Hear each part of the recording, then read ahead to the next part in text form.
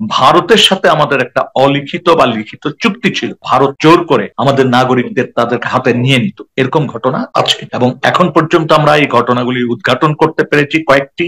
এভাবে আমরা জানতে পারি যে কি আচরণ ছিল, এবং সেটা সর্বোচ্চ জায়গা থেকে মনিটরিং হতো, সর্বোচ্চ জায়গা থেকে আদেশ পেতেন। এটাই তারা আমাকে বারবার বলতেন। মাঝে মাঝে আমি প্রায় অসুস্থ হয়ে পড়তাম, তখন আমি বলতাম যে আমাকে মারা হচ্ছে না, কারণ মারা হলে তো অ্যাটলিস্ট এই যন্ত্রণা থেকে মুক্তি পেতাম। তখন তারা বলতো যে আপনার আদেশ সর্বোচ্চ জায়গা থেকে আসবে, আমাদের হাতে কিছু করার নেই।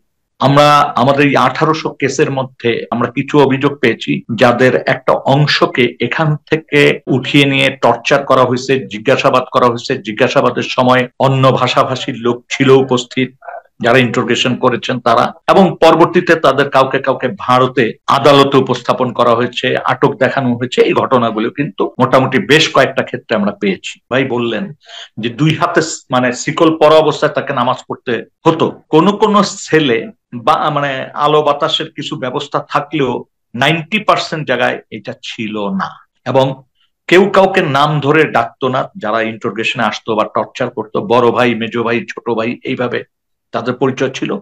আর দুইজন প্যানেলিস্ট আজকে, একজন হচ্ছেন আমাদের ব্যারিস্টার মীর আহমেদ বিন কাসেম এবং মীর আরমান বিন কাসেম, এবং আপনারা সবাই ওনাকে চিনেন সম্ভবত। He needs no introduction. উনি আয়নাঘর সার্ভাইভার এবং আয়নাঘরের সবচেয়ে মোস্ট হরিফিক যারা পারসিকিউটেড তাদের মধ্যে একজন। তো আমরা আজকে ওনার থেকে আয়নাঘরের কিছু অভিজ্ঞতা শুনবো। এবং আমাদের মাঝে আরো উপস্থিত আছেন নূর খান লিটন, যিনি একজন হিউম্যান রাইটস অ্যাক্টিভিস্ট। তিনি একসময় আইন ও সালিশ কেন্দ্রের সাথে কাজ করেছেন, এইচআরএসএস এর মেম্বার ছিলেন, একটি মানবাধিকার সংগঠন, এবং বর্তমানে সবচেয়ে গুরুত্বপূর্ণ আমাদের যে গুম খুন তদন্ত কমিশন তার একজন গুরুত্বপূর্ণ মেম্বার হিসেবে তিনি আছেন। তো আমরা আমাদের উভয় গেস্টকে আমাদের এইচআরডিবির পক্ষ থেকে আজকে প্রোগ্রামে স্বাগত জানাই। তো আমি শুরুতেই আমি দেখছি আমাদের আরমান ভাই তিনি ইতিমধ্যে জয়েন করেছেন। তো আমি আরমান ভাইকে দিয়ে শুরু করতে চাই যে আমরা দর্শকদের উদ্দেশ্যে, যদিও আমরা অনেক ইন্টারভিউ অলরেডি শুনেছি আপনার এবং আয়নাঘরের যেই বর্বরতা, কিন্তু আমার মনে হয় আমাদের জাতি আরো ভালো করে জানা উচিত যে কি ধরনের বর্বরতা গত স্বৈরাচারী আমলে আসলে আমাদের উপরে হয়েছে, এবং আয়নাঘরের গুম খুনের যে নৃশংসতা আমরা আপনার কাছ থেকে আহ সেই আয়নাঘরের সময়কার আপনার অভিজ্ঞতাগুলো শুনতে চাই। জি আরমান ভাই।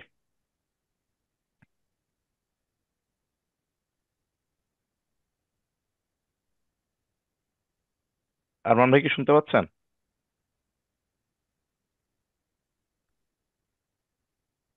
আরমান, মিউটে আছো তুমি, অথবা সাউন্ডটা ডিসেবল করা আছে দেখো। আপনি একটু স্পটলাইট আরমান ভাইকে দিয়ে দেন শামীম ভাই। হ্যাঁ, স্পটলাইটে দিচ্ছে যে। Can you hear me? আমি শোনা জি যাচ্ছে? জি জি, হ্যাঁ, শোনা এখন যাচ্ছে। শোনা জি যাচ্ছে। জি আরমান ভাই, জি। আসসালামু আলাইকুম রহমতুল্লাহ বারাকাতুহ। সরি, আমি এখনো technically 8 years behind, so pardon me. আমার একটু হচ্ছে কিছু আর কি। জি, আসসালামু আলাইকুম রহমতুল্লাহ বারাকাতুহ। Thank you very much for having me in this event. আমরা তো বাংলা কথা বলবো, তাই না? জি জি জি। জি জি। আসলে আমি আল্লাহর নাম নিয়ে শুরু করছি। রব্বি ইশরাহ লি সাদরি ওয়াইসির লি আমরি ওয়াহলুল উকদাতাম মিন লিসানি ইয়াফকাহু কওলি লিকাই নুসাব্বিহাকা কাসীরান ওয়া নাযকুরাকা কাসীরা। বিসমিল্লাহির রহমানির রহিম। আসলে 8 বছরের কথা যদি আমি শুরু করি তাহলে তার ঘন্টায় বলা সম্ভব না। আমাদের সময় সীমিত। আমি শুধু এতটুকু বলতে চাই যে আমাকে যদি যেখানে না হয়েছিল সেখানে যদি আমাকে না নেওয়া হতো, তাহলে হয়তো আমি আমার পক্ষে বিশ্বাস করা কঠিন হতো যে বাংলাদেশের ভিতরে বাংলাদেশের নাগরিকদের সাথে এই ধরনের কাজ করার একটা ব্যবস্থা আছে। একজন মানুষের সাথে অন্য মানুষ এরকম আচরণ করতে পারে দিনের পর দিন, মাসের পর মাস, বছরের পর বছর, সেটা হয়তো আমি বিশ্বাস করতাম। কিন্তু আমি অবাক হয়ে দেখলাম যে শুধু তাই না, শুধু করছে তাই না, এটা একটি সুপরিকল্পিত, সুচিন্তিত একটি প্রোগ্রাম, যার মাধ্যমে তারা আহ, এমন কিছু লোকদেরকে আহ, এমন একটা অভিজ্ঞতা অভিজ্ঞতা দিতে চায় যেটা একটু الذين খারাপ। يظلمون الناس ويبغون আমি কি সাউন্ড শুনতে পাচ্ছি? আচ্ছা আচ্ছা, ঠিক সরি। আছে। হ্যাঁ, ঠিক আছে। তো প্রথমে আমার ব্যাকগ্রাউন্ডটা সবাই জানে, তারপরে আমি বলি যে আমি আমার পিতার মামলা কন্ডাক্ট করছিলাম, এবং আমার পিতার মামলার সময় এমন কিছু ঘটনা ঘটেছে যেটা অন্য কোনো মামলা এর আগে ঘটেনি। চিফ জাস্টিস নিজে এই মামলার যেসব এভিডেন্স প্রেজেন্ট করা হয়েছিল সেগুলোর ব্যাপারে ডিসস্যাটিসফ্যাকশন প্রকাশ করেছিলেন। এবং এই মামলা চলাকালীন সরাসরি চিফ জাস্টিসকে ক্যাবিনেট মেম্বাররা হুমকি ধামকি দিচ্ছিলেন। বড় কথা, এই মামলাটা নিয়ে একটি বড় ধরনের excuse me, বড় ধরনের একটি কেওস সৃষ্টি হয়েছিল, যার কারণে সরকারের বড় ধরনের লস অফ ফেস হয়েছিল। তারা খুব এম্বারাসমেন্টের পড়ে গিয়েছিল এই মামলাটা নিয়ে। এবং তাদের যেটা ধারণা যে তারা যেটা বুঝতে পারছিল, যে তাদেরকে যেটা আশঙ্কা হচ্ছিল যে যদি এভাবে মামলাটা চলে তাহলে তাদের জন্য ফাঁসি কার্যকর করা খুবই ডিফিকাল্ট, যদি অসম্ভব না হয় খুবই ডিফিকাল্ট হবে। এবং এই ফাঁসি কার্যকর করার জন্য তারা যাকে বাধা হিসেবে দেখেছে খুব সম্ভব সেটা আমাকে তারা মনে করেছিল। শুধু আমাকেই নয়, গুমের জন্য আরো কয়েকজনকে বাছাই করা হয়েছিল, যেমন আপনারা সবাই জানেন ব্রিগেডিয়ার জেনারেল আজমি সাহেব, আম, হুমায়ুন কাদের চৌধুরী, এবং আরো কয়েকজন ছিল, কিন্তু এই তিনজনকে খুব অল্প সময়ের মধ্যে গুম করা হয় আর কি। হালকা জি। করে দিন। তো আমাকে আহ, যেদিন আমাকে বাসা থেকে উঠিয়ে নিয়ে যাওয়া হয়, হোস্ট সাহেব, আমার কতটুকু সময় আছে আমার হাতে? আপনি শুরুতে 10 মিনিট বলেন, আমরা এরপরে আমাদের নূর খান লিটন ভাই থেকে তদন্তের অগ্রগতি জানতে চাইবো। জি জি জি, ঠিক আছে, তাহলে তাহলে আমি দ্রুত বলে ফেলি। যেটা হচ্ছে সেটা হচ্ছে, আমাকে যখন নিতে আসতো তারা বলে আমাদের আমাদের সাথে আপনাকে যেতে হবে, আমাদের কিছু প্রশ্ন আছে। তো আমি প্রথমে যেতে চাই না, কিন্তু ওরা বলপূর্বক আমাকে নিয়ে যায়, গাড়িতে ওঠায়, এবং আমি হাত ধরে পরে পরে চোখ বাঁধার চেষ্টা করে। তখন আমি বাধা প্রদান করি। আমি বলি যে আমাকে কেন আপনারা চোখ বাঁধছেন, আমি তো আপনাদের সাথে কোঅপারেট করছি। তখন তারা বলে এটা আমাদের নিয়ম। এই আমি অন্ধ হয়ে গেলাম, এবং শুরু হয় আমার 8 বছরের অন্ধকারের যাত্রা। আমাদেরকে যারা বন্দী ছিল তাদেরকে সারাক্ষণ 24 ঘন্টা চোখ বেঁধে হাত করা করে রাখা হতো। রাত 12টা থেকে সকাল পর্যন্ত হাতটা পিছন দিয়ে দিত।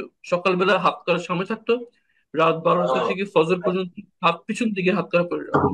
আমাদেরকে কোথায় আছি বলা হতো না, দিন বলা হতো না, তারিখ বলা হতো না, এমনকি নামাজের সময়টাও আমাদেরকে বলা হতো না। এবং যখন আমরা জিজ্ঞেস করতাম যে কিভাবে আমরা নামাজ পড়বো, আমাদের সাথে এই আচরণ কেন করা হচ্ছে, তারা শুধু একটাই উত্তর দিত যে আদেশ, আমরা আদেশ পালন করছি, এটাই আদেশ। আমি যেখানে ছিলাম সেখানে সুচিন্তিত ভাবে বন্দীদেরকে মৃত্যুর চেয়ে খারাপ অভিজ্ঞতা দেওয়া হতো, এবং সেটা দিন দিন মাস বছর অনির্দিষ্টকালের জন্য সেটা চলছিল। এবং একটা ছোট সর্বোচ্চ একটা ছোট প্রশ্ন, আপনারা দিনে কি 5 টাইমস নামাজ পড়তে পারতেন? আপনাদেরকে সেই সুযোগ দেওয়া হতো অজুর? দেখেন, এবং আমাদেরকে নামাজ পড়তে দেওয়া হতো, মানে আমরা হাত করা পর অবস্থায় আমাদের নামাজ পড়তে হতো। আহ, আহ, দুই হাত যখন সামনে থাকতো ওভাবেই, যখন পিছিয়ে থাকতো তখন সেভাবেই। হাত করা এমন অবস্থা হয়েছিল যে হাত করা হাতে থাকতে থাকতে হাতে ঘা হয়ে গিয়েছিল। আমি যখন দেখালাম যে হাতে ঘা হয়ে গেছে, আমি হাতে রাখতে পারছি না, রক্ত পড়তেছে, পুজ বেরোচ্ছে, তখন সে হাত করে হাত থেকে খুলে পায়ে পরিয়ে দেওয়া হয়েছে। পায়ে হাত করা থাকতো, হাত করা থাকতো। মানে এটা মেইনলি হচ্ছে একটি টর্চার। এবং এবং অজুর অজুর প্রয়োজন হলে আপনাদেরকে অজু করার সুযোগ দেওয়া হতো? হ্যাঁ, জি জি জি, তারা যখন আমাদের টয়লেট বা উজু করার প্রয়োজন হতো, আমাদের হাত করা দিয়ে, আমাদের যে সেল ছিল সেটা লোহার দরজায় হাত করে দিয়ে আওয়াজ দিতে হতো। তাহলে তারা আসতো, এসে টয়লেটের প্রয়োজন হলে বাম হাতের হাত করা খুলে দিত, এবং ডান হাত থেকে হাত করাটা ঝুলতো। ডান হাতের হাত করা থাকতো, এক হাতে ঝুলতো। সেভাবে আমরা টয়লেট ইউজ করে আসলে আবার এক হাত লাগিয়ে দিত, এবং আমরা নামাজ করতে হলে ওই হাত করা পরা অবস্থায় নামাজ পড়তে হতো। যখন খাবার দিত তখন ডান হাতের হাত করাটা খুলে দিত, ওই সেই হাত করা বাম হাতে লাগানো অবস্থায় ঝুলে থাকতো। ওরা খাবার শেষ করলে খাবার দিয়ে আবার হাত লাগে, এভাবেই তো। তো এই অবস্থা অবস্থা। এবং বন্দীদেরকে বাঁচার জন্য ন্যূনতম যেসব জিনিস, একটা ঘড়ি যাতে সময় দিতে পারে, 5 ওয়াক্ত নামাজ পড়তে পারে, একটা বই বা কিছু যেটা পড়ে তারা অ্যাটলিস্ট নিজেদেরকে ব্যস্ত রাখতে পারে, এগুলো কিছু দেওয়া হতো না। এমন কিছু বন্দী ছিল যাদেরকে উঠে দাঁড়াতে দেওয়া হতো না, তাদের যে সেলটা ছিল সেটা একটি একটা একটা একটা ছোট প্রশ্ন, আপনি আপনি যে চোখ বাঁধার কথা বলেছেন, তো আপনাদের কি জি, সেলে থাকা অবস্থায়ও চোখ বেঁধে রাখতো নাকি? সেলে থাকা অবস্থায় নিয়ম ছিল চোখ বাঁধা। এটাই ছিল ওখানকার নিয়ম। প্রত্যেকটা বন্দীকে 24 ঘন্টা শুধু খাবার, টয়লেট ছাড়া বাকি সময় চোখ বেঁধে থাকতে হবে। শুধু খাওয়ার সময় চোখটা হালকা লুজ করে দিত, এবং একটু উঠানোর তো অনুমতি দিত, যাতে ঠিক সামনে রাখা প্লেটটা আমরা দেখতে পারি। তাও এর চেয়ে বেশি খোলা যেত না, সম্পূর্ণভাবে খোলা যেত না।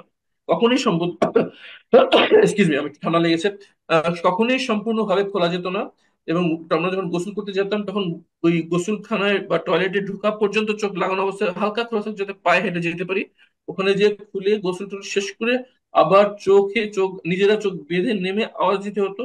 তখন তারা এসে চেক করতো চোখ ঠিক মতো আছে কিনা, যদি ঢিলে থাকতো তাহলে আটকে দিত, এবং হাত করাটা আবার লাগাই দিত। এভাবেই সব বন্দীকে সবসময় রাখা হতো। এবং অধিকাংশ বন্দির সাথে নিয়মিত ভাবে একদম রুটিন করে তাদেরকে পেটানো হতো, শারীরিকভাবে নির্যাতন করা হতো, আঘাত করা হতো, এবং জিজ্ঞাসাবাদ করার সময় তাদেরকে পশুর চেয়েও নির্মম আচরণ তাদের সাথে করা হতো। আমি যেখানে ছিলাম সেখান থেকে ইন্টারোগেশন রুমটা খুব কাছে ছিল। সেই টর্চারের আওয়াজে রাতে ঘুমাতে পারতাম না, বিশেষ করে রাতেই তার টর্চার গুলো করতো। বিশেষ করে একজন প্রাপ্তবয়স্ক পুরুষ একজন শিশুর মতো চিৎকার করছে, এই আওয়াজ শোনা একজন মানুষের জন্য, নার্ভের জন্য ডেভাস্টেটিং আর কি। তো সেটা চলতো এবং সেই অমানবিক চিৎকার সারা রাত চলতে থাকতো, আমরা ঘুমাতে পারতাম না। আমরা প্রায় যখন আমরা কমপ্লেইন করতাম যে আমাদেরকে এভাবে রাখা হচ্ছে কেন, এর চেয়ে তো মেরে ফেলা ভালো, তখন বিভিন্ন গার্ডের মাঝে মাঝে বলতো যে আপনি তো সৌভাগ্যবান যে আপনি উঠে দাঁড়াতে পারছেন। এমন সেল আছে যেখানে যে বন্দীকে ঢোকানো হয়, মায়ের পেটে একজন শিশু যেভাবে থাকে ওই মানুষ ওইভাবে ওখানে ঢুকে থাকে এবং 24 ঘন্টা ওই অবস্থায় থাকে। এমন সেল আছে যেখানে যে জায়গায় সে থাকে ওই কুইটের নিচে একটা গর্ত আছে, ওখানে তাকে মল ত্যাগ এবং প্রস্রাব করতে হয়, ওখানেই তাকে খাওয়ানো হয়, ওখানেই তাকে গোসল করানো হয়।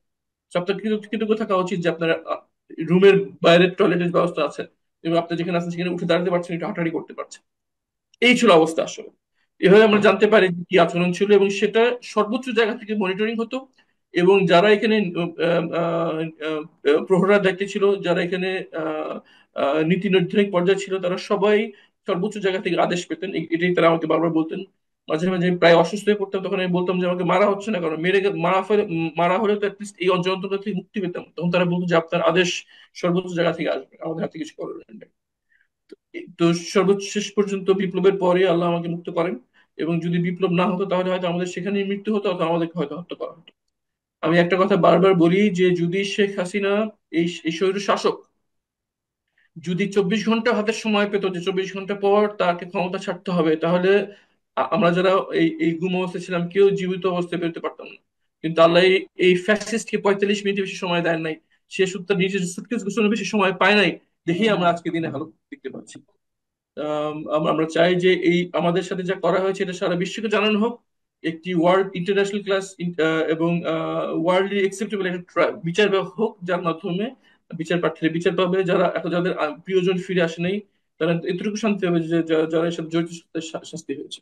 আমি এই বলে প্রাথমিক কথা শেষ করছি। আসসালামু আলাইকুম।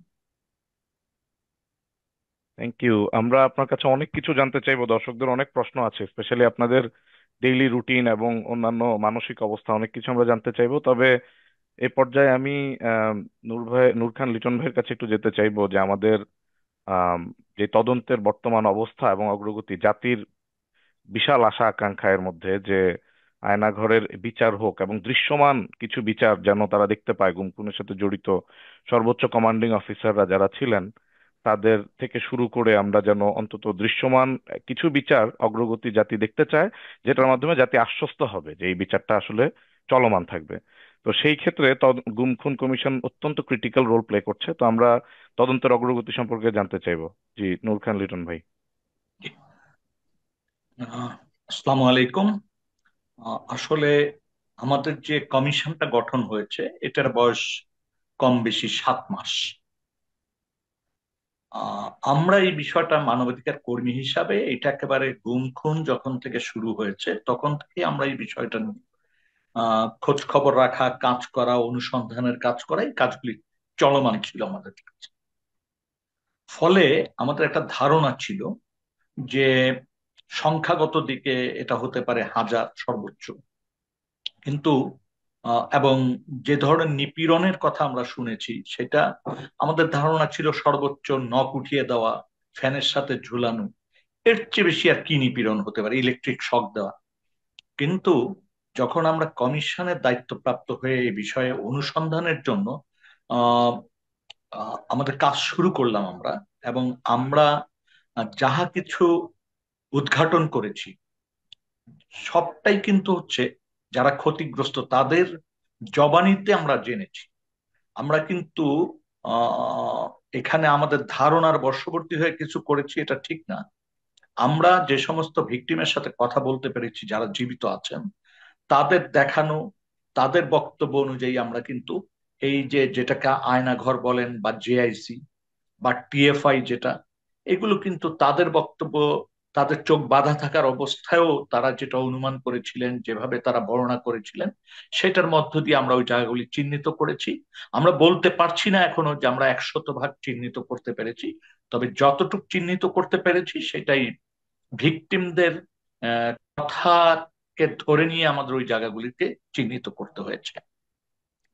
যেমন আরমান সাহেবের কথাটা আমি বলি, এমন একটা সময় ছিল, ওনার সময়কাল ছিল 8 বছর। প্রথম 3-4 বছর ওনার ফ্যামিলি এক ধরনের আশার ভিতর দিয়ে আহ, চলছিলেন, কিন্তু শেষের দিকে আমার পরিষ্কার মনে আছে 1-1.5 বছর আগে ওনার মা কিন্তু একাধিকবার আমাকে ফোন করতেন।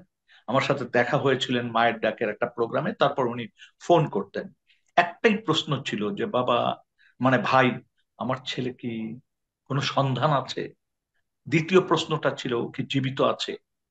এইটা শুধু আরমান ভাইদের মানে পরিবারের বিষয় না, যতগুলো গুম হয়েছে যাদের সন্ধান নেই তাদের পরিবারগুলি এখন পর্যন্ত যারা সন্ধান পায়নি একই প্রশ্ন করে।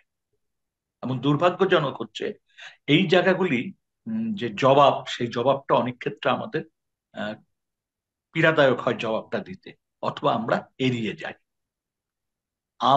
আরমান সাহেব যে কথাটা বললেন, দেখেন ওনারা যে জায়গাটা ছিলেন, এবং আমরা CPC-3 যেটা RAB-2 পেয়েছি, এটা হচ্ছে এত ছোট ছোট কক্ষ ছিল যে ওই কক্ষে আসলে বসা, শোয়া বা পায়খানা করা একই জায়গা, এবং 3 ফিট বাই 3.5 ফিট, কোনো কোনো জায়গা 3 ফিট বাই 3 ফিট, কোনো কোনো জায়গা 3.5 ফিট বাই 4.5 ফিট। এগুলো ছিল আমার মাপের জায়গা, যে কতটুকু পরিমাণ জায়গায় তারা থাকতো। আর একটা হচ্ছে উচ্চতা, কোনো কোনো জায়গায় উচ্চতা বলতে ছিল 4 ফিট। একটা মানুষ 4 ফিট জায়গার ভিতর কিভাবে থাকবে? এবং 3 ফিট বাই 3 ফিট যদি তার দৈর্ঘ্য প্রস্থ হয়, আর উচ্চতা যদি 4 ফিট হয়, তো সেটা কি করুণ অবস্থায় মানুষ ওখানে মাসের পর মাস, বছরের পর বছর ছিল। আর যে নির্যাতনের কথা বললেন, এই নির্যাতনের মাত্রাটা এই পরিমাণ ছিল যে একটা মানুষকে জিজ্ঞাসাবাদের সময় এমন কিছু টুলস ব্যবহার করা হতো। আপনারা দেখেছেন যে স্টিলের চেয়ার, যেটা ঘূর্ণীয়মান চেয়ার ছিল, যেটা ঘুরতো জিজ্ঞাসাবাদের সময়, এবং একটা মানুষ ইলেকট্রিক মোটর দিয়ে যখন ওই চেয়ারটাকে ঘোরানো হতো, সে আসলে খুব বেশি সময় সুস্থ থাকতে পারতেন না। কয়েক সেকেন্ডের মধ্যেই তিনি অসুস্থ হতেন, বমি করতেন, আহ হেলে পড়ে যেতেন, এরকম ঘটনা ছিল। এবং ওই অবস্থায় কিন্তু তাকে আলাদা কখনো কখনো ইলেকট্রিক শকের অ্যারেঞ্জমেন্ট ছিল ওই চেয়ারের বাইরেও, যেটা তাকে দেওয়া হলো। আর এই যে নখের ভিতরে আপনার সিপটিবিন বা পিন ভরে দেওয়া, নখ উপড়িয়ে ফেলা, তারপরে সমস্ত শরীরে পিটানো, এইটা নিত্য নৈমিত্তিক ব্যাপার ছিল। কাউকে কাউকে প্রতিদিন এ ধরনের নির্যাতনের মুখোমুখি হতে হয়েছে, কেউ কেউ সপ্তাহে একদিন, কাউকে কাউকে জিজ্ঞাসাবাদ সময়কালীন এটা করেছে। এবং আমরা যেটা পেয়েছি, এই মানুষের বর্ণনা অনুযায়ী এমন একটা ঘটনা আমরা জানতে পারলাম যে আমার একজন বললেন যে আমার সেলের অপোজিটে একটা জায়গা, মানে একটা সেল ছিল যেখানে একটা যুবক ছিল যে কিনা ন্যাংটা থাকতো এবং চিৎকার দিত। তো এই বক্তব্য জানার পর আমাদের একজন সহকর্মী এটা নিয়ে কাজ শুরু করলেন, এবং তিনি ওই ব্যক্তি, মানে ওই ছেলেটিকে শেষ পর্যন্ত চিহ্নিত করতে পারলেন, তার সাথে কথা বলতে পারলেন, এবং এখন পর্যন্ত সে কিন্তু অপ্রকৃতস্থ, অর্থাৎ তার মেন্টাল মানে সে সুস্থ না। এবং তাকে যখন ধরে নেওয়া হয় তখন তার বয়স ছিল 15 বছর। সে একটা মাদ্রাসার ছাত্র, এবং সেখান থেকে তাকে ধরে নিয়ে যায়, এবং সে যখন ছাড়া পায় তখন তার বয়স 18-র উপরে। এবং যখন ছাড়া পায় সে কিছুই চিনতো না, কিছুই বুঝতো না, কিছুই জানতো না, এবং এখন পর্যন্ত সে সম্পূর্ণরূপে অসুস্থ, এবং কাউকে চিনতে পারতেছে না ঠিক মতো, সে একই কথা হয়তো বারবার বলছে এরকম। আবার আমরা এটাও পেয়েছি, এটা তো যে যারা জীবিত ছিল তাদের একটা বয়ান আমরা পেয়েছি। মানুষের ভিতর দহনটা কি পরিমাণ হচ্ছে সেটাও আমাদের একটু খেয়াল রাখতে হবে। যারা এই অপরাধের সাথে যুক্ত হয়েছেন, বাধ্য হয়েছেন, বা স্বেচ্ছায় যুক্ত হয়েছেন, একটা সময় এসছে তাদের ভিতরেও কিন্তু অনুশোচনা শুরু হয়েছে। যেমন খুব রিসেন্টলি আমি একজনের সাথে কথা বলতে পেরেছি, তিনি ঢাকার মোহাম্মদপুর এলাকার একটা ম্যাচ থেকে হাফেজ জাকির নামে একজনকে উঠিয়ে নেওয়ার যে টিম, 10 জনের টিম ছিল, 8 থেকে 10 জনের, তার মধ্যে সে একজন সদস্য ছিলেন। এবং এটা সম্ভবত 15-16 সালের দিকের ঘটনা। তাকে যখন উঠিয়ে নেওয়া হয় তখন ওই ম্যাচে 10-12 জন লোক ছিল। টিমটা ভোর রাত্রে ফজরের আজানের আগ দিয়ে ঢুকে, এবং ঢুকে ওখান থেকে এই হাফেজ জাকির সাহেবকে, যার পলিটিক্যাল পরিচয় আমরা পেয়েছি যে উনি ছাত্র শিবিরের নেতা ছিলেন মোহাম্মদপুর অঞ্চলে, সম্ভবত সভাপতি অথবা সেক্রেটারি। তো ওনাকে যখন উঠিয়ে নেওয়া হয় তখন রুমের ভিতর যারা ছিল তাদের 1-2 জনকে মাত্র জাগানো হয়েছিল, এবং তাদের কাছে টেলিফোন নাম্বার নিয়ে জিজ্ঞেস করে যে মোবাইল নাম্বার কার। সেই জায়গা থেকে তাকে চিহ্নিত করে অন্য একটা রুমে সে অবস্থান করছিল। এবং সেখানে যারা উঠিয়ে নেয় তাদের বক্তব্য হচ্ছে, তাদের একজনের বক্তব্য যে স্যার, আমাদের কোনো মানুষকে চেনার কোনো সুযোগ নাই, নাম জানারও কোনো সুযোগ নাই। জিজ্ঞেস করলাম কিভাবে চিনবেন না কেন? বলে এটা কমান্ডার সাহেবরা যা আদেশ করেন সেভাবে আমরা কাজ করি, এবং আমরা যখনই লক্ষ্যবস্তুতে পৌঁছাই বা যাকে নির্দিষ্ট ব্যক্তির কাছে পৌঁছাই, কয়েক সেকেন্ডের ভিতর তাকে আমরা মুখোশ পরিয়ে ফেলি, ফলে তার চেহারা আমাদের মনে থাকার সুযোগ থাকে না। দ্বিতীয় হচ্ছে, আমাদের নাম জিজ্ঞেস করার কোনো উপায় নেই, ওটা একমাত্র কমান্ডার জানবেন। এবং তারা যখন উঠিয়ে নিয়ে যায়, উঠিয়ে নেওয়ার পর ওখানে আপনার গাড়িতে উঠায়, চোখ বাঁধে, হাত পাও বেঁধে ফেলে, এবং তারপর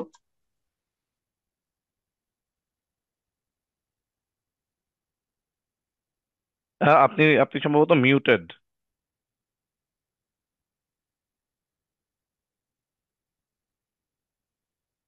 আপনার সাউন্ডটা শোনা যাচ্ছে না। হয়, আচ্ছা, এখন আবার শোনা যাচ্ছে। জি, ধন্যবাদ। জি জি, তাকে ঠিক আছে। উঠিয়ে নেওয়া হয়। ওই যে হাফেজ, উনি রাস্তায় এসে যখন আজান দেয় তখন উনি অনুরোধ করে যে আমি হাফেজ মানুষ, আমাকে একটু নামাজ পড়ার সুযোগ করে দেন। এটা মানে হচ্ছে তার হ্যান্ডকাপটা একটু খুলে দেওয়ার কথা বলেছে। ওই যে টিমে যারা ছিল তারা শুধু মনে, তাদের একজন মনে রাখছে যে হাফেজ মানুষের ভিতর তো একটা আস্থার জায়গা আছে একজন হাফেজ বা একজন মৌলানা সাহেবের উপরে। পরবর্তীতে এই কিছুদিন আগে ওই ভদ্রলোক খুঁজতে খুঁজতে কমিশনের লোককে বের করেছে, ওই ম্যাচের যারা মেম্বার ছিল তাদেরকে বের করেছে, বের করে এই বিষয়টা জানিয়েছে। জানার পর আমরা এই বিষয় নিয়ে কাজ শুরু করলাম, এবং কাজটা খুব দুরূহ ছিল, কারণ যে ভদ্রলোক ওই টিমে ছিল উনি ঠিক নির্দিষ্ট করতে পারছিলেন না যে কোন বাড়ি থেকে উঠিয়ে নিয়েছে। কয়েকটা বাড়ির কথা বলছিলেন যে এই বাড়ি হবে অথবা এই বাড়ি হবে।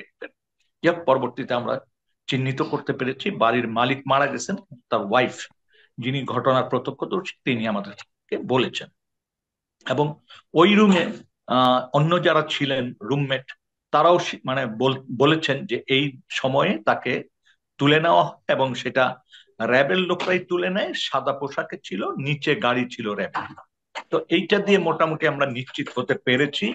আর যেহেতু যে ভদ্রলোক তিনি রাজসাক্ষী হতে চান না, কিন্তু আমাদেরকে সহায়তা করছেন বিভিন্ন তথ্য দিয়ে, এবং সেখান থেকে আমরা যেটা জানলাম যে যেই কমান্ডারের দায়িত্ব ছিল তিনি তখন মেজর পদবিতে ছিলেন, বর্তমান তিনি কর্নেল এবং এখনো চাকুরিরত আছেন। সম্ভবত ওনার নামে ওয়ারেন্ট হয়েছে, উনি সম্ভবত হেফাজতে আছেন। তো এইটা যেমন একটা জিনিস দেখলাম, পাগল হওয়ার ঘটনা আমরা দেখলাম। আপনারা দেখেছেন আলেফ, ওই পুলিশের একজন এডিশনাল এসপি অথবা এএসপি ছিল, সে কিভাবে মানে আসামিদেরকে আটক রেখে তাদের স্ত্রীকে জোরপূর্বক ধর্ষণ করেছে, এই ঘটনাটাও সামনে চলে আসছে। তার মানে ওই সময়টিতে যে কি ধরনের ঘটনা ঘটেছে কল্পনা করতে পারবেন না, এটা আসলে আমরা মুখের বক্তব্য দিয়েও বুঝাতে পারবো না। আমরা যখন CPC-3 র‍্যাব 2 তে প্রথম মানে উদ্ঘাটন করলাম, ছোট ছোট সেল, এত ছোট, মানে এটা বিশ্বাসই করার উপায় নেই। আমরা আগে যখন আমরা কাজ করেছি গত 15-16 বছর, আমরা ভাবতেই পারিনি যে একটা সেল একটা টেবিলের সমান হতে পারে। আমরা সেটা পেলাম। এবং আপনার পিছনে যে লেখাগুলো আছে, লা ইলাহা ইল্লাল্লাহ ইল্লা আনতা সুবহানাকা ইন্নী কুনতু মিনাজ জালিমিন, বা এই পাশে যে মানে দেয়ালের ছবি। দিনগুলো, দেয়ালে যে দিনগুলো উল্লেখ করা আছে, যেটা হাতের নখ দিয়ে অথবা প্লেটের কোনা দিয়ে অথবা ওই কোনো কিছুর টুকরা দিয়ে দাগায় রাখছে, একদিন অতিক্রম করছে, এই দিনটা তারা কিভাবে গুনতো?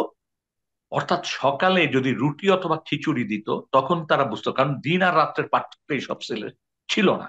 জি। ওই যে সমস্ত ছোট ছোট সেল, অর্থাৎ যেখানে মানে প্রস্রাব পায়খানা এবং থাকা একই সাথে 3 ফিট বা 4 ফিটের মধ্যে, সেখানে কিন্তু আর দরজা খুলতো না। ওখানে কিন্তু রাত আর দিনের পার্থক্য বোঝা যেত না।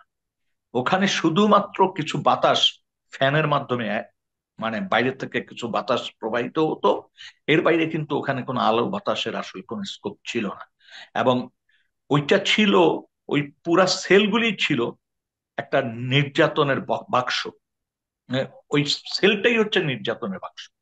আচ্ছা, এবং আপনাকে আমি কিছু প্রশ্ন করতে চাই এর মধ্যে, যেহেতু আপনি বলেছেন 8টা 40-এ আপনার ড্রপ করতে হবে, 9টা 40-এ, তো আমাদের দর্শকদের কিছু প্রশ্নের মধ্যে একটা হচ্ছে যে যারা এখনো ফিরে আসে নাই এবং তাদের কাউকে কি আপনারা আইডেন্টিফাই করতে পেরেছেন কিনা, এবং এর মধ্যে এরকম আরো কতজন যাদেরকে আপনার মনে হয় যে ফিরে আসার সম্ভাবনা আছে এখনো। এবং আপনাদের আমরা দেখেছি যে সরকারের আয়নাঘরে পৌঁছাতে, আয়নাঘর পরিদর্শনে যেতে এবং আইডেন্টিফাই করতে একটা দীর্ঘ সময় লেগেছে। অ্যাপারেন্টলি দেয়ার ওয়াজ সাম হিন্ড্রেন্স, কিছু বাধা ছিল। তো সেটা কি আইডেন্টিফাই করা গেছে কিনা যে আপনাদেরকে কারা কাজে বাধা দিচ্ছে, এবং আপনারা কোনো ব্যবস্থা তাদের বিরুদ্ধে নিতে পারছেন কিনা? আমি জানি যে প্রশ্নগুলো হয়তো সেনসিটিভ, যদি আপনি উত্তর দিতে না চান ইউ ক্যান স্কিপ, বাট দর্শকদের আহ, প্রশ্ন। জি।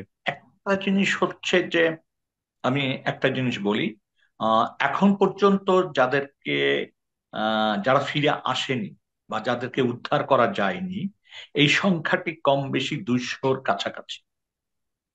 Okay. আচ্ছা, এদের মধ্যে জীবিত থাকার সম্ভাবনা ক্ষীণ। আরমান ভাইদের সাথে কিন্তু প্রথম আমরা জেনেছিলাম 3জনই ছাড়া পেয়েছে, না, আরো সংখ্যা বেশি ছিল। এবং তাদের 2-1জনের সাথে আমাদের ইতিমধ্যে কথাও হয়েছে, যারা ওই 5 থেকে 7 তারিখের মধ্যে ছাড়া পেয়েছে। এবং আপনারা অবাক হয়ে যাবেন, সুব্রত বাইনের মতো লোক যে কিনা জেআইসি তে ছিল হেফাজতে, সেও কিন্তু এই ফাঁকে বেরিয়ে যায়, যাকে এখন খোঁজা হচ্ছে সন্ত্রাসী হিসাবে। আহ, আপনি আর একটা জিনিস হচ্ছে যে, প্রথমত তারা কিন্তু চায়নি যে আমরা সেনা ছাউনির ভিতরে এরকম সিক্রেট সেল বা প্রিজন আমরা ভিজিট করি, এটা আসলে চায়নি। কিন্তু এই বাধাটা কি শুধুমাত্র ডিজিএফআই এর যে আয়নাঘর সেটা পরিদর্শনের ক্ষেত্রে ছিল, নাকি র্যাব এবং অন্যান্য আপনাদের যেই আগারগাঁওতে আমি অন্যান্য আমি জায়গায় যায় আপনাকে না? একটা জিনিস বলি, আমরা ডিজিএফআই এর ক্ষেত্রে এই বাধাটা মনে হয়েছে, কিন্তু সেই বাধাটাও একসময় অতিক্রম করা গেছে। খুব যে বাধা এটা আমরা মানে বলা উচিত হবে না। তবে ডিজিএফআই এর ওখানে যেটা দেখেছি যে অনেক পরিবর্তন হয়েছে, যেটি হুম, হুম। আইনের খেলাপ। আর র্যাবের যে জিনিসগুলি, এগুলো কিন্তু আমরা উদ্ঘাটন করেছি, তারা কিন্তু আমাদের নিয়ে এরকম না যে নিয়ে আমাদেরকে দেখিয়ে দিয়েছেন। তারা বরং, আমি আপনাকে বলি, যখন আমরা প্রথম র্যাব 1-এ গেলাম, আমরা সব পরিদর্শন করলাম, দেখলাম ওইখানে ছোট বা গোপন সেল বলে কিছু পেলাম না। যখন আমরা ফিরে আসছি, গাড়িতে উঠবো, তখন হঠাৎ দেখলাম যে পুরো বিল্ডিংই আমরা দেখেছি, তো একটা জায়গা আমরা খুলিনি, রেশন ঘর লেখা। তো আমরা ওই রেশন ঘরে খুললাম।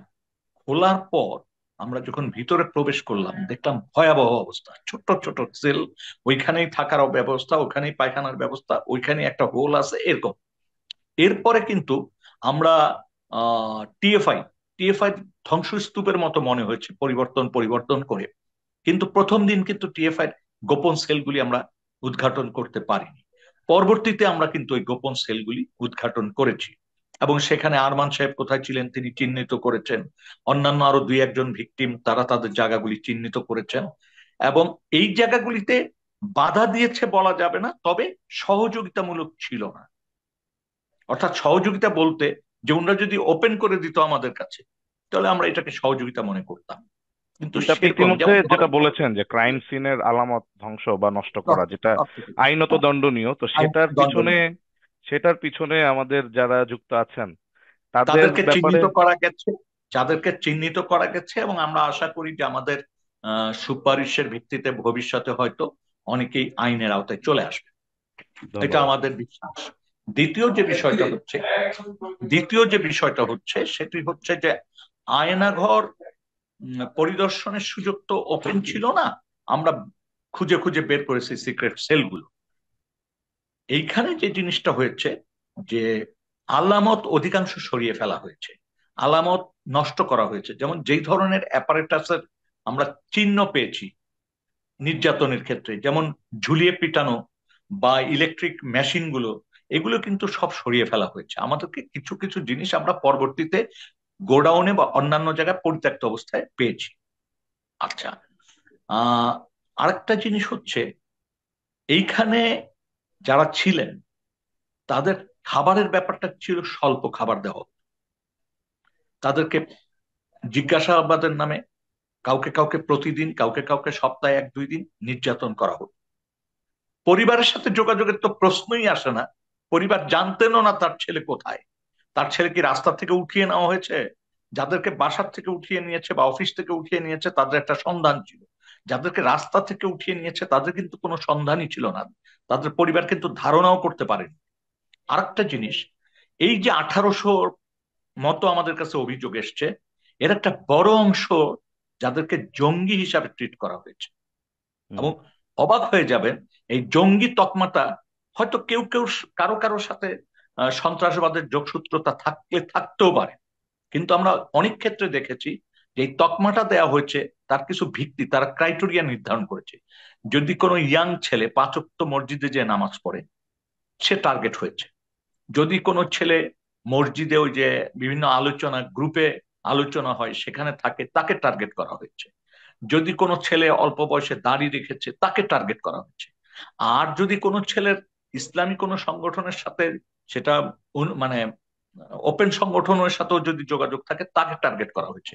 যদি কেউ ধর্ম নিয়ে, তার বিশ্বাস নিয়ে আপনার ফেসবুকে কোনো কমেন্টস করে তাকে টার্গেট করা হচ্ছে। মানে একটা ভয়াবহ অবস্থা। আমরা বলি যে ধর্মীয় স্বাধীনতা বাংলাদেশে, অবাক হয়ে যাবেন, দুর্ভাগ্যজনক এটা আমার মতো মানুষকে বলতে হচ্ছে যে এইখানে ধর্মীয় স্বাধীনতাকে খুব কৌশলে লঙ্ঘন করা হয়েছে। এবং শুধু লঙ্ঘন না, ধর্ম পালন করার কারণে তাকে চরম নিপীড়নের শিকার হতে হয়েছে, শুধু সে না, তার পরিবারকে। এবং এই ধর্মের কারণে চাকরি হারাতে হয়েছে। এটি একবার ভাবেন তো যে বাংলাদেশে এই ঘটনাটি সময়ে ঘটেছিল, এটা ধারণা করা যায় আমাদের কিনা। দর্শকদের আরেকটি প্রশ্ন আপনার কাছে, যে আপনারা যখন ভিজিটে গিয়েছেন বা আপনাদের এই তদন্তে আপনারা কি কাউকে এরকম পেয়েছেন যে সম্ভবত ওই টর্চার সেলগুলোতে টর্চার অবস্থায় মারা গিয়েছে? মানে অনেকে বলছেন যে কিছু হাড়গোড় দেখা গিয়েছে বা কিছু, আপনাদের তদন্তে বা আপনাদের অনুসন্ধানে এই পর্যন্ত এরকম কোনো কিছু? আমরা আসলে এখন পর্যন্ত কোনো হাড়গোড় পাইনি, তবে যারা এই ধরনের ঘটনার সাথে মানে ঘটনা ঘটাইতে সাহায্য করেছেন বা টিমে ছিলেন, তাদের বক্তব্যে এটা এসছে যে মানুষকে ধরে নিয়ে আসা হতো, তারপরে কিভাবে নির্যাতন করা হতো, তারপর কোথায় নিয়ে লাশ ফেলে দেওয়া হতো, পেট কোথায় কাটা হতো, এই বর্ণনাগুলি আমরা ইতিমধ্যে পেয়েছি। আর আপনি অবাক হয়ে যাবেন, বুড়িগঙ্গা, যমুনা এইসব জায়গায় তো লাশ ফেলা হয়েছে। বিশেষ বিশেষ নৌকা ছিল, বরিশালের ছিল, তারপরে গাজীপুরের এই দিকে আপনার ট্রেনের লাশ মানে মরার পর ট্রেনের কাটা হতো। এইভাবে নানান ভাবে আপনাকে লাশকে ডিস্ট্রয় করার জন্য, যাতে পরিচয়টা বের করা না যায়, সেই চেষ্টাটা করা হয়েছে। এবং এই সমস্ত ঘটনার সাথে মূল যে ঘটনাগুলো বা মূল নির্দেশ যেভাবে আসতো, সরকারের একটা পলিসি ছিল তৎকালীন। একটা হচ্ছে ভয়ার্থ পরিবেশ তৈরি করা, বিরোধী দল মত যাতে মাথা চাড়া দিয়ে না উঠতে পারে, যাতে আন্দোলন সংগঠন বা যৌক্তিক কোনো প্রশ্ন তুলতে না পারে কেউ। আরেকটা হচ্ছে আহ কোনো ব্যবসায়ী বা সমাজের গণ্যমান্য কোনো ব্যক্তি যদি বিরোধী দল বা মতকে কোনোভাবে সাহায্য করে, তাকেও টার্গেট করা হয়েছে, তাকেও মানে হত্যা করা হয়েছে অথবা তাকেও তুলে আনা হয়েছে, এরকম ঘটনা কিন্তু আমরা পেয়েছি। আচ্ছা, এই ব্যাপারে আরেকটা প্রশ্ন। আপনারা আমাদের বিএনপির বিশিষ্ট নেতা যিনি পরিচিত ইলিয়াস আলী, উনার গুমের তদন্তের কোনো কুল কিনারা কি আপনারা করতে পেরেছেন? আহ, আমি তদন্তের স্বার্থে আমি শুধু এইটুক বলতে পারবো যে আমাদের যথেষ্ট অগ্রগতি আছে, ওকে। এই বিষয়ে যথেষ্ট অগ্রগতি আছে। আহ তদন্তের স্বার্থে, তথ্য অনুসন্ধানের স্বার্থে পুরাটা আমি এই মুহূর্তে ডিসক্লোজ করতে চাচ্ছি না। আন্ডারস্টুড। আরেকটা প্রশ্ন, যে এখানে আইনি বিষয়টা আমরা বোঝার জন্য, যে আমরা যখন কাউকে রিপোর্টেড ক্যাপচার করা হয়, যেটা পুলিশ রিপোর্ট করা হয় এবং তারপরে আদালতের মাধ্যমে রিমান্ড দেওয়া হয়, রিমান্ডেও কিছু আপনার মেথোডোলজির মাধ্যমে তারা কথা বের করার জন্য কিছু টর্চার করে থাকেন, যেটা আমরা বলি যে আইন সিদ্ধ। আর এইখানে হচ্ছে যে আনরিপোর্টেড এবং গুম করে নিয়ে টর্চার করা হইতো।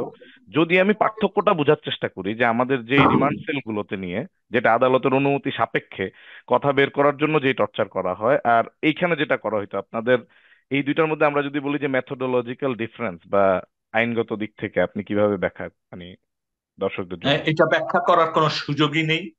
পশুর পশুর সাথে আদিম যুগে যেভাবে ব্যবহার করা হতো, মানুষের সাথে এইভাবেই ব্যবহার করা হয়েছে। ওই যে যে কথাটি আপনাকে আরমান ভাই বললেন, যে দুই হাতে মানে শিকল পরা অবস্থায় তাকে নামাজ পড়তে হতো। আপনি চিন্তা করেন তো, তিনি সেজদা দিবেন কিভাবে, একামত দিবেন কিভাবে, কল্পনা করা যায় না। এই ঘটনাগুলো ঘটেছে। এবং অনেক ক্ষেত্রে ঈদ কবে কখন মানে কোন সময়টা ঈদ হচ্ছে, মানে কবে ঈদ হচ্ছে টের পান নাই। শুধু খাবারের পার্থক্য দেখে তখন তারা বুঝতো যে একটা উৎসবের দিন আজকে। হুম। আর একটা জিনিস হচ্ছে যে কোন কোন ছেলে বা মানে আলো বাতাসের কিছু ব্যবস্থা থাকলেও 90% জায়গায় এটা ছিল না। এবং কেউ কাউকে নাম ধরে ডাকতো না, যারা ইন্টারোগেশনে আসতো বা টর্চার করতো, বড় ভাই, মেজো ভাই, ছোট ভাই, এইভাবে তাদের পরিচয় ছিল। আর আমরা আমাদের এই 1800 কেসের মধ্যে, অভিযোগের মধ্যে আমরা কিছু অভিযোগ পেয়েছি যাদের একটা অংশকে এখান থেকে উঠিয়ে নিয়ে টর্চার করা হয়েছে, জিজ্ঞাসাবাদ করা হয়েছে। জিজ্ঞাসাবাদের সময় অন্য ভাষাভাষীর লোক ছিল উপস্থিত, যারা ইন্টারোগেশন করেছেন তারা। এবং পরবর্তীতে তাদের কাউকে কাউকে ভারতে আহ আদালতে উপস্থাপন করা হয়েছে, আটক দেখানো হয়েছে। এই ঘটনাগুলো কিন্তু মোটামুটি বেশ কয়েকটা ক্ষেত্রে আমরা পেয়েছি। পরবর্তীতে আমার যেটা, এটা একেবারে আমার ব্যক্তিগত অ্যানালাইসিস, সেটা হচ্ছে যে এই যে ওয়ার এগেনস্ট টেরোরিস্ট এই নামে যে একটা প্যাক্ট হয়েছে বিভিন্ন দেশের, সেখানে এই প্যাক্টের আওতায় কিন্তু ইন্টারোগেশনের সময় এই ধরনের ঘটনা ঘটেছে। এবং ভারতের সাথে আমাদের একটা অলিখিত বা লিখিত চুক্তি ছিল, বা ভারতের দ্বারা প্রভাবিত ছিল, বা ভারত জোর করে আমাদের নাগরিকদের তাদের হাতে নিয়ে নিত, এরকম ঘটনা আছে। এবং এখন পর্যন্ত আমরা এই ঘটনাগুলি উদ্ঘাটন করতে পেরেছি কয়েকটি, এবং আরো উদ্ঘাটন করতে পারবো। কিন্তু কতটা এইটা বাংলাদেশের বাইরে যে অপরাধগুলি সংগঠিত হয়েছে সেটা নিয়ে আমরা কতটুকু আসলে আইনি পদক্ষেপ নেওয়া সুপারিশ করতে পারবো, সেটার একটা সীমাবদ্ধতা আছে। কারণ আচ্ছা, এটা আপনার নির্ভর যেহেতু করবে আপনার যেহেতু ব্যস্ততা আছে, আমরা আপনাকে দুইজন দর্শকের প্রশ্ন আছে, আমরা করে আপনাকে লিভ করার সুযোগ দিব। আমাদের মনে হয় ডক্টর ইমরান এবং জুন্নুন চৌধুরী, আপনারা রেডি থাকলে প্রশ্ন করতে পারেন। ডক্টর ইমরান। হ্যাঁ, আচ্ছা, জুন্নুন চৌধুরী, জি জি আসসালামু আপনি। আলাইকুম। জি জি আসসালামু জি আলাইকুম। জি, আসসালামু বলুন। আলাইকুম রহমতুল্লাহ। জি সম্মানিত নূর খান সাহেবকে অসংখ্য ধন্যবাদ, যে আমরা তো এর আগেও জেনেছি, কিন্তু ওনার মাধ্যমে আরো নতুন কিছু জানতে পারলাম। তো আমার একটি কোয়েশ্চেন হচ্ছে যে এই বিষয়টি আপনার গুনখুম কমিশনের সাথে ডিরেক্টলি জড়িত না, বাট একটু জানার আগ্রহ। আজকেও যেমন একজন অনলাইন অ্যাক্টিভিস্ট, ভালো লেখেন এবং সাংবাদিক, শাফিন রহমান, ওনার লেখাতে দেখলাম যে গুনখুমের যে গুনখুমের মেইন যিনি হোতা, মেজর জেনারেল বরখাস্তকৃত জিয়াউল হাসান, তো ওনার যে আগের বডি ল্যাঙ্গুয়েজ যখন ওনাকে ধরা হয়েছিল ভার্সেস এই রিসেন্টলি যখন ওনাকে মানে কোর্টে হাজির করা হয়, তো ওনার দেখা গেছে গত যখন হাজির করা হয় তখন দুইজন পুলিশ অফিসার ওনাকে ধরে রাখছিলেন। তো ওনাকে আহ, ওনাকে এই দুইজনকে উনি ঝাড়ি দিছেন, হাত ছেড়ে দিতে বলছেন। আর আজকে যখন হাজির করা হয়েছে তখন উনি মাথার হেলমেট ছুঁড়ে ফেলাইছেন। তো এতে এই শাফিন রহমান সাহেব বলতে চাচ্ছেন, উনি আর্গু করতে যাচ্ছেন যে ওনাদের দিনে দিনে শুরুর চেয়ে এখন ওনাদের আরো বাড়ছে, মানে উদ্যত্ত। ইন্সপিরেশন, উদ্যম, সাহস, হিম্মত এগুলো ওনারা পাচ্ছেন কোথায়? যেমন উনি আবার আরেকটা কোট করছেন, এটা আহ, আহ, সম্ভবত ইনু, হাসানুল হক ইনু শাহজাহান খানকে বলেছেন যে আমাদেরও সুযোগ আসবে, আমরা একদম নির্ধ্বংস করে দিব, এই করে দিব, ওই করে দিব। জি, তো আমার মনে হয় আপনার প্রশ্নটা ক্লিয়ার। থ্যাংক ইউ, জি, ডক্টর ইমরান। জি, দেখেন, প্রথম হচ্ছে যে আসলে সময় যত যাচ্ছে তত তারা সংগঠিত হচ্ছে বা নিজেদের ভিতর মত বিনিময় করতে পারছে, অথবা তাদের ভিতর একটা ধারণা এইভাবে আসছে। মানে এটা একটা কৌশলও তাদের হতে পারে। বিশেষ করে যে ব্যক্তির কথা বলছেন, সে তো আহ মানে মধ্যমণি বলা চলে এই গুম খুনের ব্যাপারে। এবং সেই যে মধ্যমণি, তার আবার নির্দেশদাতা ছিল। আমরা বিভিন্ন মাধ্যমে, আমরা ধরেন সর্বোচ্চ অবস্থানে যে কয়জন অফিসাররা ছিলেন তখন, তাদের কাউকে কাউকে জিজ্ঞাসাবাদে আমরা মোটামুটি একটা সূত্র পেয়েছি যে ওনারা কিভাবে নির্দেশনা পেতেন, বা নীতি নির্ধারকদের সাথে কথা বলার সময় নীতি নির্ধারকরা ওনাদেরকে কিভাবে ওনাদের কাজকে সমর্থন করতেন। সেটা দিয়ে খুব স্পষ্ট যে এই কাজের সাথে তৎকালীন প্রধানমন্ত্রী বা সামরিক সচিব এনাদের পাশ কাটিয়ে যাওয়ার সুযোগ নাই। সামরিক উপদেষ্টা ওনাদের পাশ কাটানোর কোনো সুযোগ নাই, ওনারা সহই এই কাজগুলি হয়েছে। আর এখন যেটা বললেন, এটা আসলে জিয়াউল আহসান এমন একটা মানুষ, তার ভিতরে মনুষ্যত্বের কোনো কিন্তু ইয়ে নেই। যেমন সাবেক সেনা প্রধান ইকবাল করিম ভুঁইয়া যখন আমাদের সাথে কথা বলেছেন, ওনার সাক্ষাৎকার যখন গ্রহণ করেছি বা ওনাকে আমরা যখন ওনার সাথে কথা বলেছি, উনি কিন্তু একটা কথা বলেছেন যে উনি জিয়াউল আহসান সম্পর্কে তার একজন ইন্টেলিজেন্স অফিসারকে যখন দায়িত্ব দিয়েছিলেন এবং তাকে বুঝানোর জন্য যে এই ধরনের কাজগুলি থেকে বিরত থাকা, তার যে মন্তব্য বা অত্যন্ত আচরণ, সেটা দিয়ে স্পষ্ট হয়েছে যে তার মাথায় কাঠ আর ইটের টুকরা ছাড়া কিছুই নাই। এটা কিন্তু আইকেবির বক্তব্য, যেটা আমাদের সাথে উনি দিয়েছেন এবং পরবর্তীতে উনি নিজে তার ফেসবুকে এটা বলেছেন। আহ একটা জিনিস হচ্ছে, মানুষ যখন আহ ভীত সন্ত্রস্ত থাকে, সে কিন্তু নিজেকে আহ যেমন আমরা গ্রামের রাস্তায় অন্ধকারে নিজে নিজে চিৎকার, হুম, আমরা মনে হয় আবার আপনার কথা শুনতে পাচ্ছি না।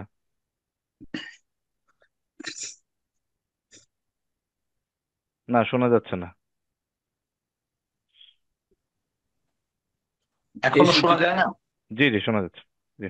আচ্ছা, আমার যেটা মনে হয় যে এখন তারা এতটাই ভীত সন্ত্রস্ত যে সেইটা যাতে প্রকাশ না হয়, সেই জন্য তারা এই ধরনের আচরণ করছে বলে আমার কাছে মনে হয়। ওকে। কারণ ধরে এখানে একটা জিনিস খুব স্পষ্ট, যে যে কথাই বলুক না কেন, তাদের এই যে অপকর্মগুলি, এটা কিন্তু সম্পূর্ণরূপে প্রকাশিত এবং প্রমাণযোগ্য আলামত বা প্রমাণযোগ্য তথ্য আমাদের কাছে আছে।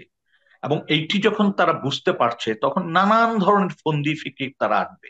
এটা কিন্তু খুব স্বাভাবিক, কারণ একটা মানুষ ফাঁসির দড়ি সামনে দেখছে, সে এই ধরনের চাতুরতার আশ্রয় নিবে বা নিতে পারে। আপনার আপনার কথা শুনে আমি খুবই আশাবাদী হচ্ছি। তো আপনারা কতটুকু আশাবাদী যে আসলে দৃশ্যমান বিচার অন্তত কিছু শীর্ষস্থানীয় কমান্ডার এবং যারা জড়িত একেবারে টপ নচ, আমরা কিছু বিচার দেখতে পারবো ইনশাল্লাহ অবশ্যই উইদিন সিক্স ইনশাল্লাহ মান্থ? দেখতে পারবো, কারণ যেই ধরনের মানবতা বিরোধী অপরাধ করছে, এই অপরাধ পার পাওয়ার কোনো সুযোগ নাই। যদি সম্পূর্ণ ক্ষমতার রদবদল পরিবর্তনও হয়ে যায়, তাও এই বিচার বন্ধ করতে পারবে বলে আমি মনে করি না। আরেকটা প্রশ্ন, আপনি যে ডিফেন্স অফিসারদের কথা বলছিলেন যে সর্বোচ্চ পর্যায়ে, হয়তো আপনি এখানে নাম প্রকাশ করবেন না, হুইচ ইজ আন্ডারস্টুড, বাট আপনারা ডিফেন্স অফিসারদের হাইয়েস্ট হায়ারার্কি জেনারেলদের মধ্য থেকে যারা জড়িত ছিল তাদেরকে আইডেন্টিফাই বা প্রশ্ন করার ক্ষেত্রে, তাদের সাক্ষাৎকার নেওয়ার ক্ষেত্রে বা তাদের এগুলো করা, তাদেরকে তদন্ত করার ক্ষেত্রে আপনারা কোনো বাধা প্রাপ্ত হচ্ছেন কিনা? আমি আপনাকে স্পেশাল। অনেস্টলি বলি, আমাকে যদি জিজ্ঞেস করেন, আমি তেমন বাধা দেখি না। কারণ আমরা ইতিমধ্যে 3 থেকে 4 জন, আহ বেশি 5-6 জন লেফটেন্যান্ট জেনারেল এবং মেজর জেনারেলকে জিজ্ঞাসাবাদের আওতায় আনতে পেরেছি, অবসরপ্রাপ্ত এবং কর্মরত। এবং তাদের অনেকের বিরুদ্ধে ওয়ারেন্ট ইস্যু হয়েছে, ওয়ারেন্ট কার্যকরী হয়নি, পালিয়ে গেছে। হয়তো সেখানে অনেক ধরনের কৌশল হতে পারে। তবে আমি ব্যক্তিগতভাবে মনে করি যে আমাদের অনুসন্ধান মানে কমিটি হিসাবে, ফ্যাক্ট ফাইন্ডিং মানে কমিশন হিসাবে আমাদের যেটুক মানে যে পদ্ধতি অনুসরণ করে যতটুকু জানা সম্ভব আমরা সেটা জানতে পেরেছি বলে মনে করি। ওকে, ধন্যবাদ। আমার মনে হয় আমরা 100% আমরা পারবো না। আমার একটা প্রশ্ন ছিল, বলা যায়? জি, বল। আমরা জুন্নুন চৌধুরী ভাইকে বলবো আপনার প্রশ্নটা আনমিউট করে করতে। থ্যাংক ইউ, আসসালামু আলাইকুম। ফার্স্ট অফ অল আমার পরিচয় দেই, আমি নিউ ইয়র্ক থেকে বলছি, আমেরিকা নিউ ইয়র্ক, এবং আমি সাইকিয়াট্রিস্ট হিয়ার। সো আমার অনেক সুযোগ হয়েছে, আমি জেলে চাকরি করেছি এবং জেলে সেল দেখেছি, but they are not torture cell. এবং বাংলাদেশে যারা রিমান্ডে ছিলেন কর্তৃক, তাদের কয়েকজনকে আমার ট্রিটমেন্ট করার সুযোগ হয়েছিল। তো যাই হোক, আমার প্রশ্ন হলো ফার্স্ট অফ অল আরমানের কাছে, ব্যারিস্টার আরমান, যে আপনি বললেন হ্যান্ডকাপ পেছনের দিয়ে আপনাদের রাখা হতো, তাহলে আপনারা শুইতেন কিভাবে? কিভাবে আচ্ছা, আপনারা আমরা আরমান ভাইয়ের কাছে যাব কিছুক্ষণ পর। আচ্ছা, আমরা মনে হয় সেকেন্ড নূর প্রশ্ন খান। জি, সেকেন্ড প্রশ্ন হলো নূর খান সাহেবের কাছে। Thank you for your explanation, it's very good and you are very diplomatic in answering, but that's good, that's acceptable.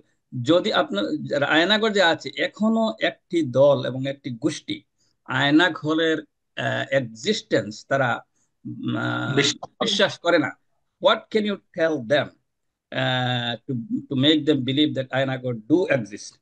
G, thirdly ধন্যবাদ। দেখেন, থার্ডলি ইলিয়াস আলীর প্রসঙ্গে আপনি যেটা বলছেন, দ্যাটস ভেরি গুড।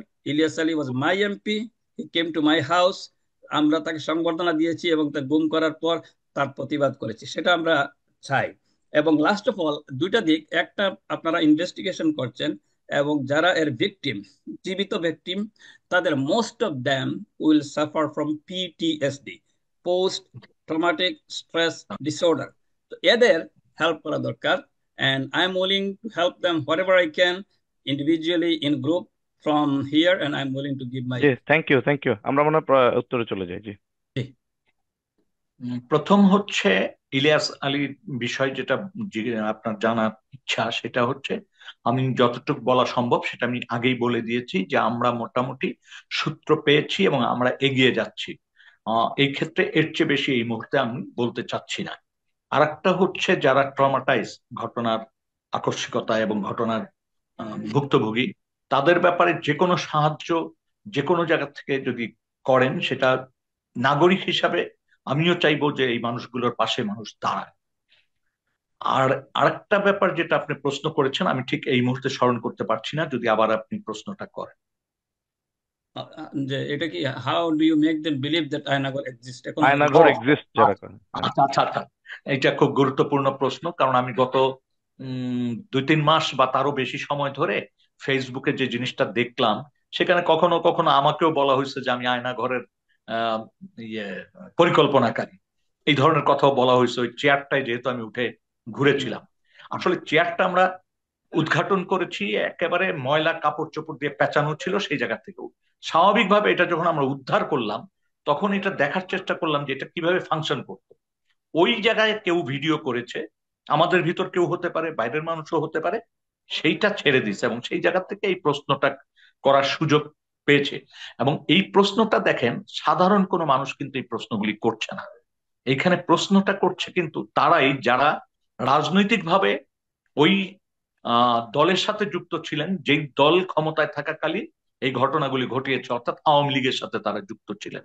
এবং তাদের অনেকের ধারণা যে এইটা নতুন তৈরি করা আয়নাঘর, একটাও তো নতুন না। এবং এইটা কোর্ট কাচারি এবং আন্তর্জাতিক, এখানে দেখেন ইতিমধ্যে ইন্টারন্যাশনাল মিডিয়াগুলি এই বিষয়ে রিপোর্ট করেছেন, তাদের চোখে এটা খুব স্পষ্ট যে এটা কত বছর আগের বিল্ডিং এবং কি ধরনের কাদের নিয়ন্ত্রণে আছে, তারা সবই প্রকাশ করেছেন। বিবিসি করেছে, আল জাজিরা করেছে, এবং জাতিসংঘ সহ অন্যান্য যে সমস্ত সংস্থাগুলি এগুলি নিয়ে কাজ করে, তারা এটা সম্পর্কে ওয়াকিবহাল এবং তারা তাদের মতো করে কিন্তু কাজ করছেন। সুতরাং এইটা তুড়ি মেরে উড়িয়ে দেওয়ার সুযোগ নেই যে এরকম আয়নাঘর এক্সিস্ট করেনি, এটা বলার সুযোগ কিন্তু নেই। Thank you, that was very good, thank you very much. তো আমি সবাইকে সালাম জানিয়ে বিদায় নিতে চাচ্ছি আজকের মতো।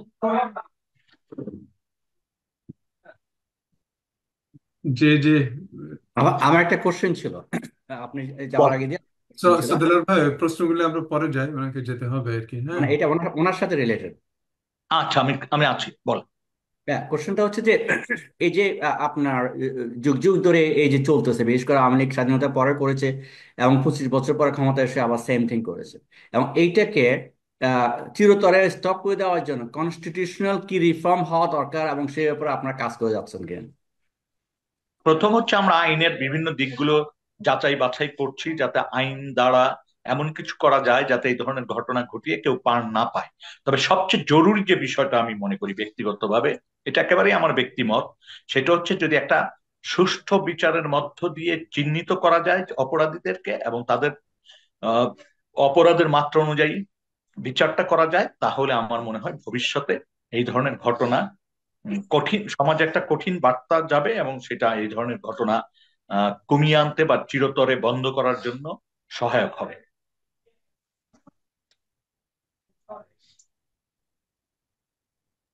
কেবলমাত্র বিচারের মধ্য দিয়ে এই ঘটনার জবনিকাপাত হতে পারে।